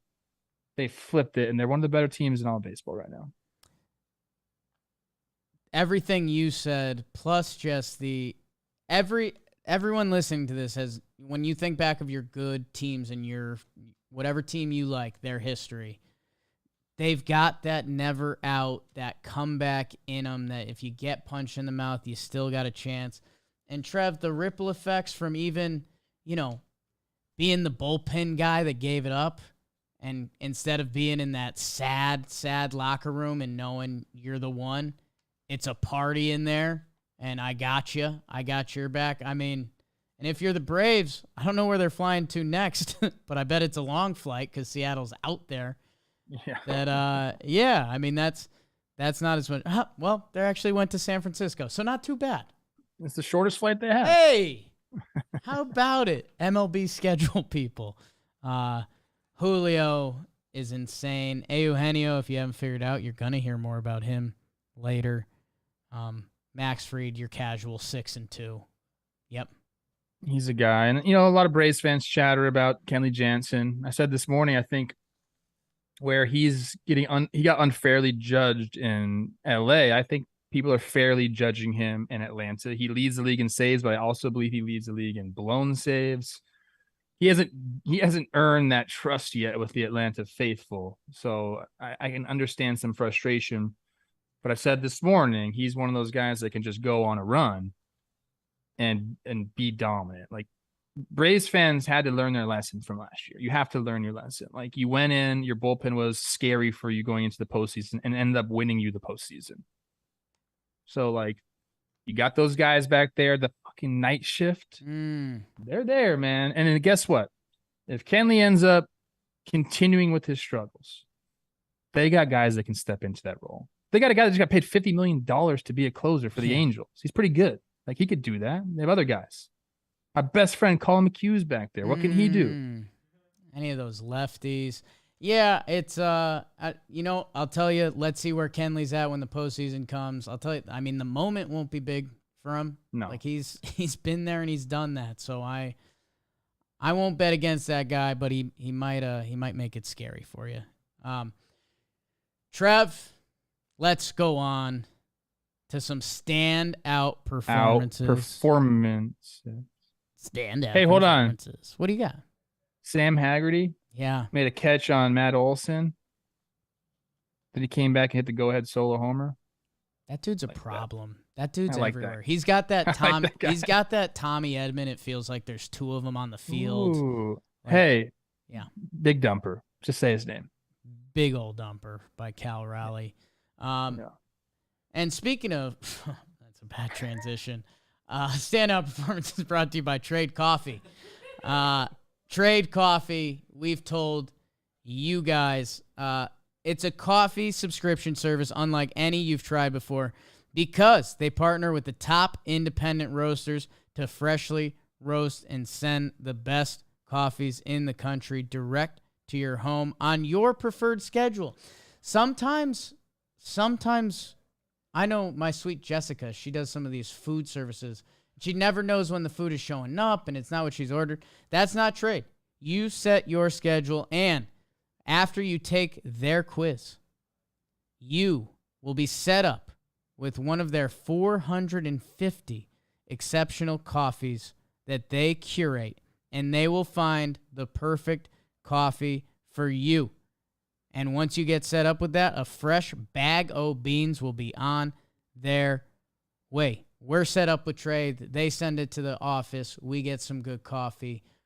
I get my good coffee. Everyone else is like, Jake, get that shit away from me. But it's the one I like. That's the whole point. You get a coffee you like with Trade Coffee. So if you want to support Trade, you go to drinktrade.com/baseball. You get $30 off your subscription to the best coffees in the country. Drinktrade.com/baseball. $30 off your first order plus free shipping. Baseball. Trevi Pie. I'll go. Okay. You shacked it up, but Kobe's here. R.I.P. And you know what? People are already mad at me that I went Yankee before, but I'm going Yankee again. Gleyber Torres. He had a 2-homer day. He had one of the worst stretches you've seen a hitter have this year. And it really bummed everyone out. And if we're being honest and full disclosure, Gleyber Torres, he listens to what's going on. He's pretty connected. He's active on social media. He's 25 years old. He's in the mix. A Yankee posts something on Instagram, he's in the comments, and I love it. That's what you want, right? We want our guys to be real people, and he loves the dudes on the team. He had a really good all-star case. Those trade deadline rumors, if you remember that, he could have been in the Pablo Lopez trade to Miami. Those rumors were happening, and then they came out. He was on the struggle bus, man. How about 32 games, a 1.65 batting average, a 461 OPS, and the Yankees needed him. A lot of other guys were injured and out. recently he got it going, and he had a 2-homer day in that final series, including the first inning 3-run homer that really was the sigh of relief. Like, we're going to go on and win this division. Gleyber Torres, when he is right, man, it feels so easy. He's got soft hands. He can drive the ball the other way. It's just a mix of everything you like in a ball player. My scouting report is if he's going the other way and he's smiling, that's a dude you don't want to see on the other side of the field. Huge game and day by Gleyber Torres. If the Yankees want to do special things this year, Judge has to be Judge. Rizzo and Stanton have to be versions of themselves. Kind of that next layer of making a postseason run. Circle Gleyber Torres, Donaldson, some guys like that. Gleyber Torres is a guy that can help bring this team to the next level and help lock in the division for them. So big game, big day by Gleyber.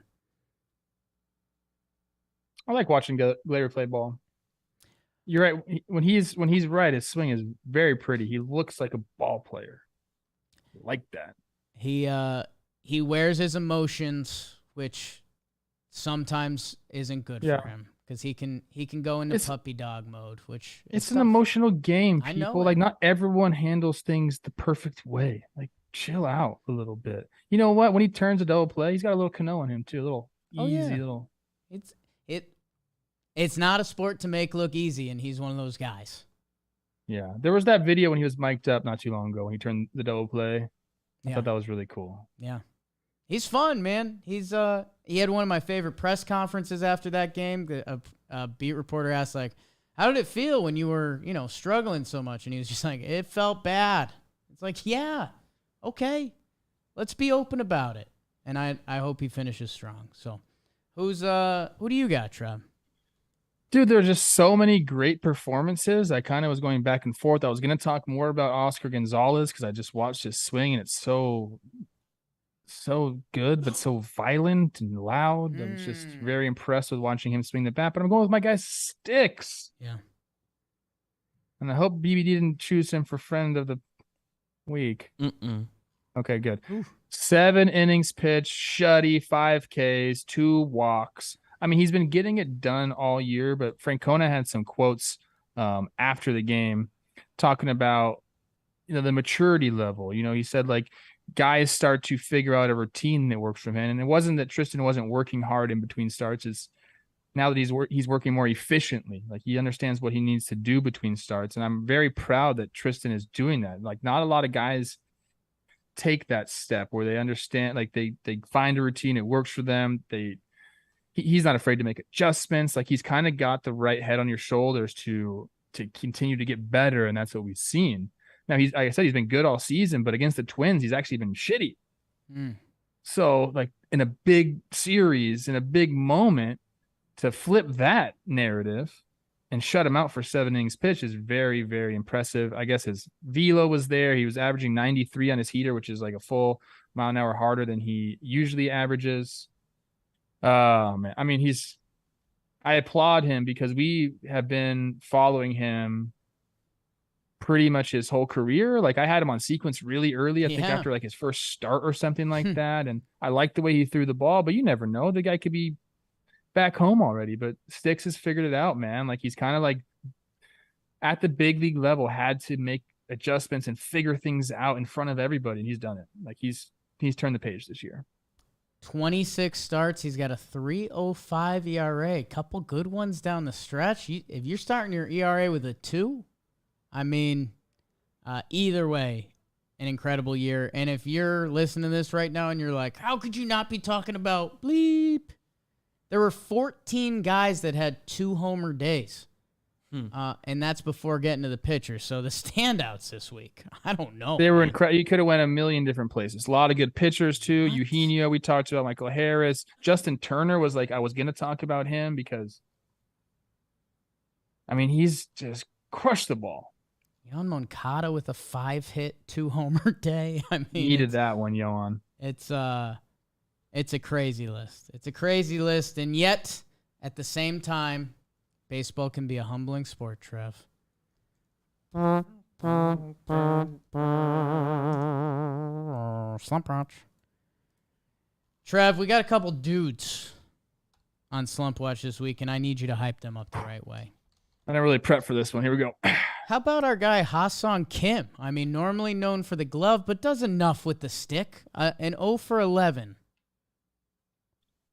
Hey, who cares about your at-bats right now? Those are going to come. Make sure you get out there, separate the offense from the defense, go play ball, go save us a run. You didn't get that run in there. You struck out with a runner in scoring position.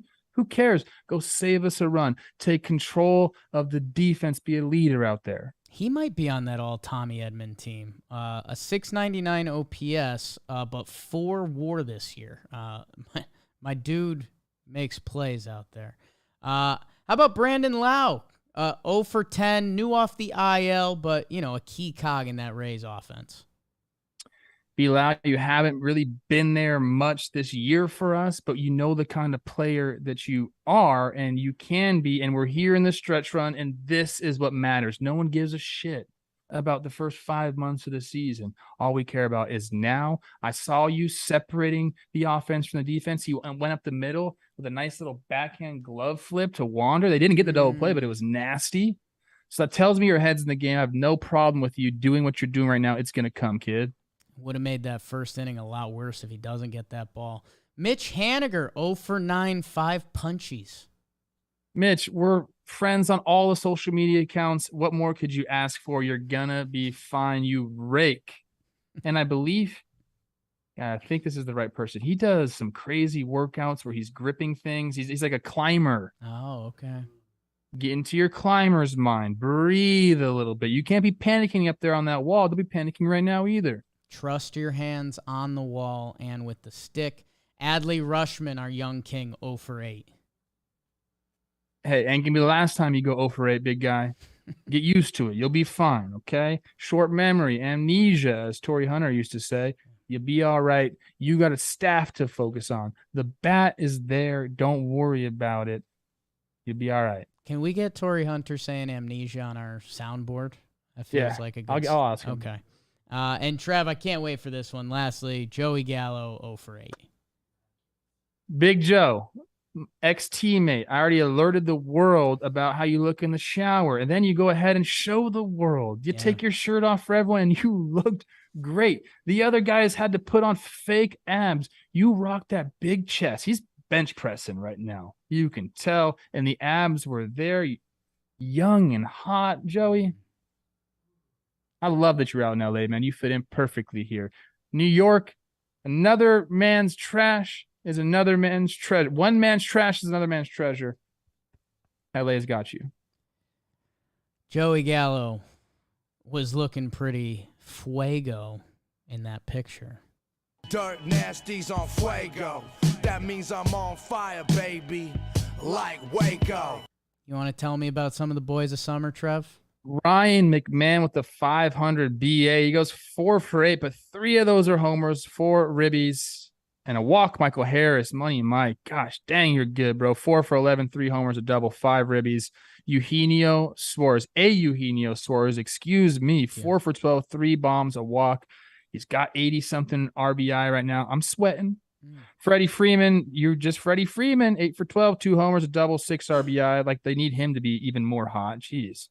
Julio Rodriguez doing the thing, 6 for 10, 2 homers, a double, and these are big homers too. Stud Eddie Escobar, like you mentioned, real hot as of late. He's 6 for 13, 2 homers, a double, 3 RBI, and a walk. Manny Machado, is he just down there like doing things? We're not even really paying attention to Manny Machado. Special. 5 for 10, 2 homers, and 2 walks. Jack Sawinski, 5 for 11, 2 homers, 3 RBI, and a walk. And then Bo Bichette, we mentioned this guy's a hot boy, and he's still young. 6 for 13, a homer, a triple, 3 doubles, 4 RBI, and a walk. And that's who's in Fuego. Freddie Freeman, 351 in the second half. He's a joke, dude. It makes it look too easy. How did the Dodgers get Freddie Freeman, Mookie Betts, and Trey Turner? I don't know.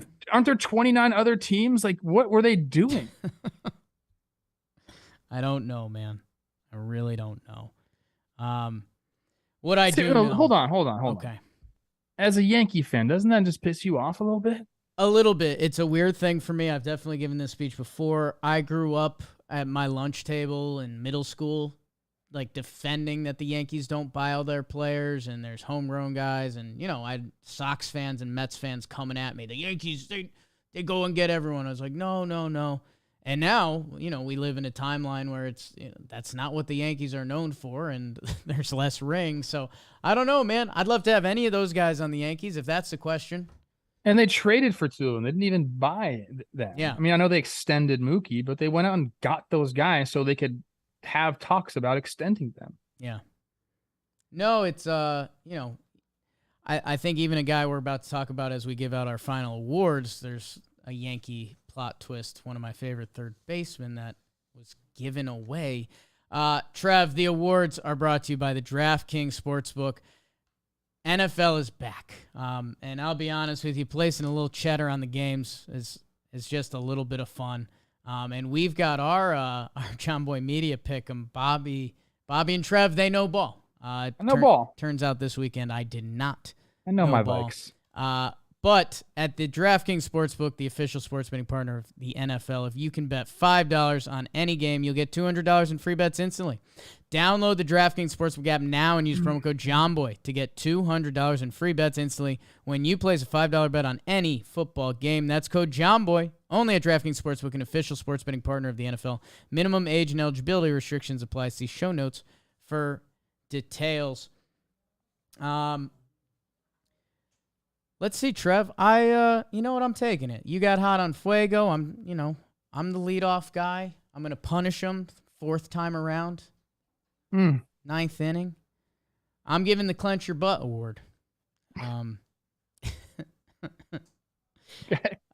It's probably the name. Can't wait. It's probably the name we've said the most this episode. It's technically going to your man, Eugenio Suarez.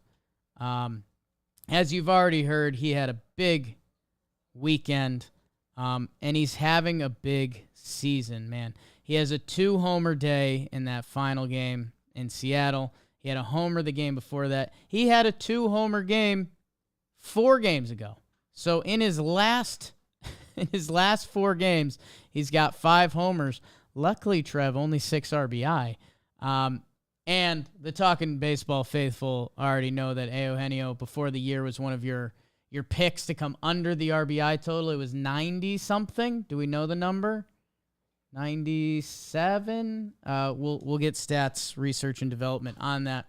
I think the other thing that I just want to mention, and it's not shots fired at all, it's mostly the world of baseball. Suarez was a salary dump.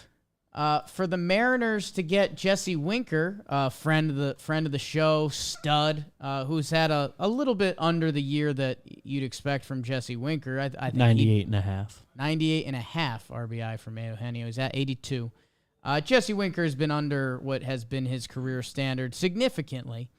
And Suarez's contract, got Jesse Winker at a discounted price, who, let's see what Wink does the rest of the way. A good postseason, and you become a Seattle hero, so it doesn't matter too much.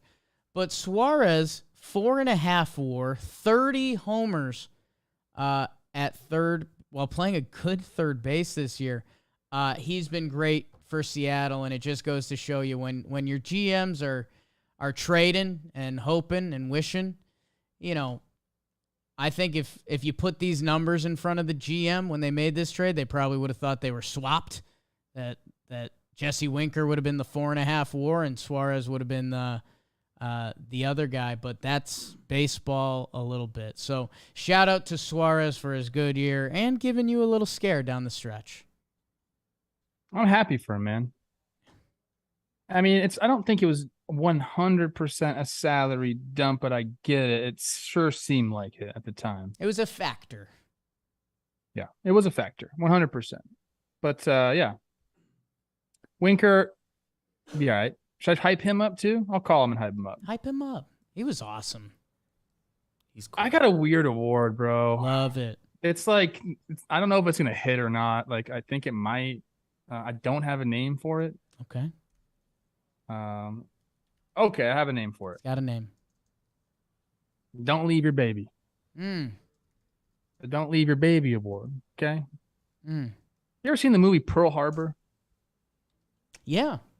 Okay. So the plot of that movie, it's a great cast. Okay. Ben Affleck. Yeah. Cuba? He's like Cuba Gooding in that one? Or is that the other one? I don't remember. I think it's a different one. Okay. Ben Affleck is in this movie, and he's got his friend is Josh Hartnett, right? Wow. Ben Affleck is with Kate Beckinsale in this movie. Very attractive cast in this movie, right? Ben leaves to go off to war. Okay, it's a World War II flick. Leaves to go off to war and leaves his baby behind. And his friend Josh Hartnett's like, kind of want that baby.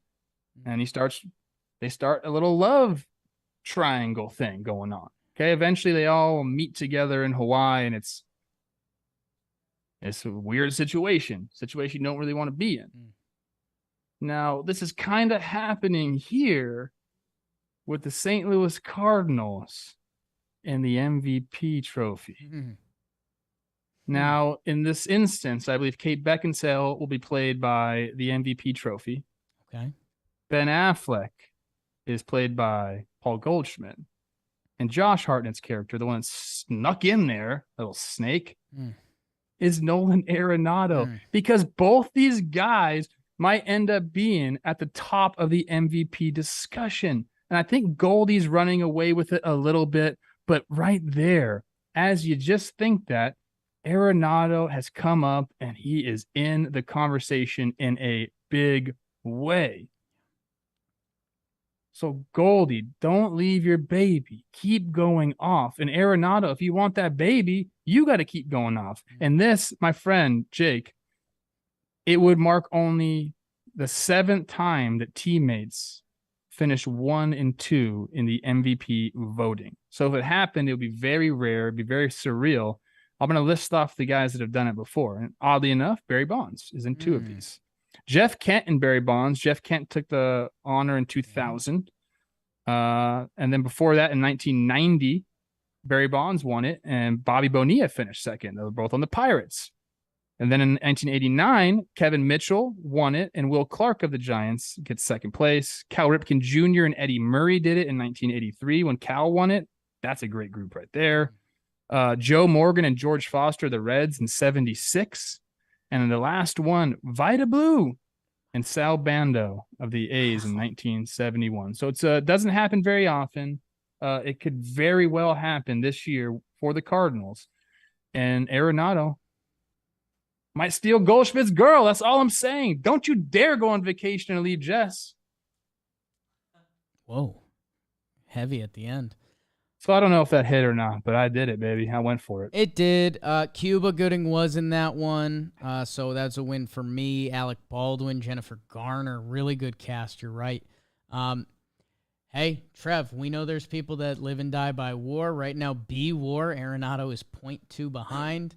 Right now, I mean, Goldie's got him by like 100 OPS points. But again, as I've mentioned, maybe the best defensive third baseman all time. So how do you quantify all of it? And you're right. I think if Goldie continues at his pace, I think he still stiff arms him. Don't leave your baby. Just don't leave your baby. Still stiff arms him. But yeah, and I mean, you know, we're talking about all the fun love in St. Louis with Albert and Yachty and Wayno. I don't know if I'd like a dueling MVP race. Don't leave that baby. Don't leave your baby. Don't leave. But both these guys are such good individuals. Maybe they'd share the baby. And the MVP trophy's the baby. Okay. Maybe we have dual co-MVPs. Goldie, oh my gosh, Goldie that'd be and the Arenado. softest. That would be the softest thing. Derek Jeter would never talk about baseball ever again if they put co-MVPs out. Don't talk about the Yankees GM that way. The elevator is broken. Who's the best friend of the week? And let's get out of here, Beebs. Best friend of the week is Taijuan Walker. 7 innings, 1 earned, 10 Ks, didn't walk anybody. 5 hits. Good day for our guy. Nasty. Before we get out of here, Jake, do you remember one of your picks? Well, I pulled up the list of picks we all made. I I don't remember. Made a few. I don't Everyone made, remember like, all 5. of them. I know I did Adam Duvall under RBI. Under 110. And he's been out for the season, so that looks like a winner. And then Yeah. I did under on IKF hits, which I think was like 172. You also had Cardinals to make the playoffs. Yep. Sprinkled Bucks and MVP. And you had Bobby Witt Jr. over 20.5 homers, sitting on 20 right now. Yep. He'll get So there. something for you to watch for. Looks like a sweep. I don't So- think I did well. Trev, you had Correa over 25.5 homers. Louis Robert over 28.5 homers. Matt Olson more homers than Freeman. I think that one hit. Carlos got to get hot. Twins, 19 you right have Twins 5 more wins than the Guardians. Sprinkled Julio Urias, Cy Young, the Eugenio Suarez lock, and you removed a lock on Astros winning the West, but you still liked it. That's dumb of me. Urias, he's up there. Finished Cy strong. Young. 2.3 ERA. Okay. Yeah, no, he's having a great year. Go nuts, dude. Be good. Go nuts.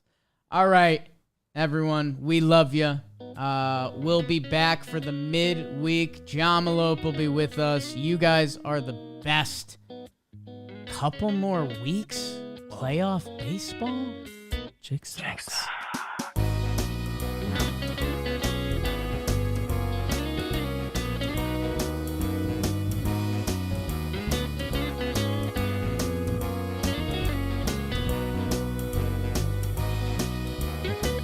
What's up, chat? I wasn't even in the chat today. What's up, chat? My computer gets all messed up.